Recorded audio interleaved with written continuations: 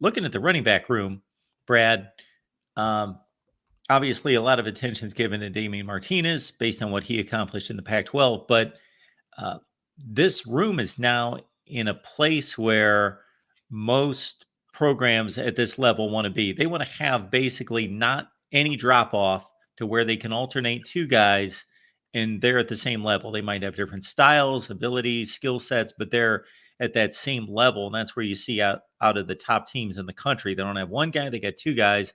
And certainly, although people are focused on Damian Martinez, Mark Fletcher was that guy going down the stretch last season.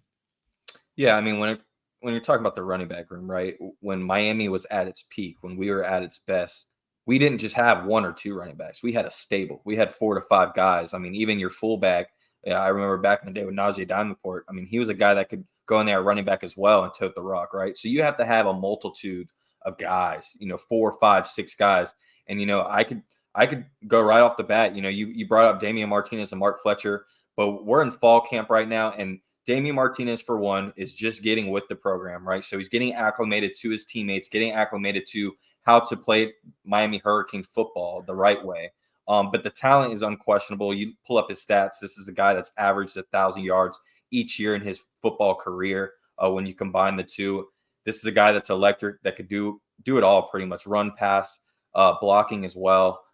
He came to Miami for one reason only, and that's to, hopefully get to the playoffs and national championship. And when you bring up the 01, 02, 03 teams of Miami, when we were at our peak, we had 4 or 5 guys. You had the Clinton Portises, the Willis McGahees, the Frank Gores, and so forth, so on. And when one guy got injured, they were scared, because as soon as they went down, they didn't know if they were ever going to get another opportunity. And that's what it's starting to, you're getting a buzz throughout fall camp, right? Where you mentioned Damian Martinez and Mark Fletcher. Well, Mark Fletcher is progressing, and he's getting healthier a lot more quicker than what we expected, right? And I think his timetable of coming back has really vamped up and fast forward to, if he wanted to play and be, the RB1, RB2 that we expect him to be all year against Florida, I don't think he would have a problem with that.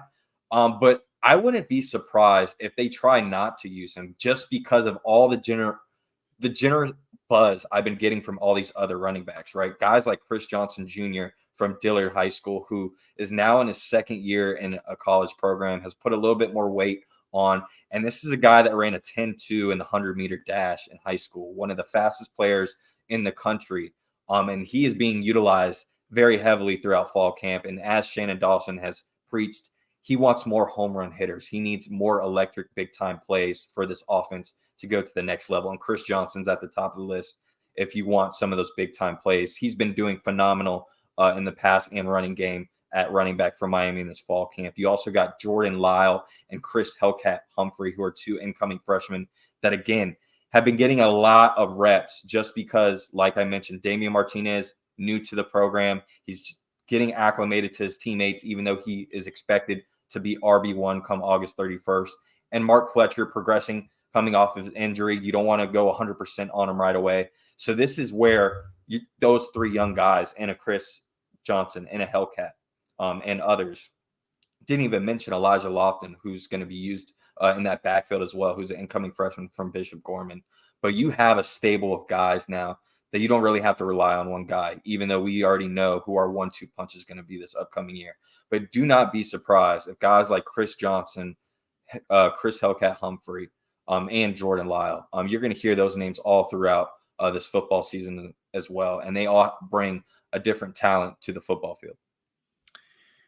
James Scott, thank you so much for reminding people that we've got an Amazon link. It's in the description section, and it's so easy to use. And the Amazon link just redirects you to your account. So it doesn't lose track of your account, your purchases, your record, your history, everything that needs to be tracked on Amazon. It is instantaneous.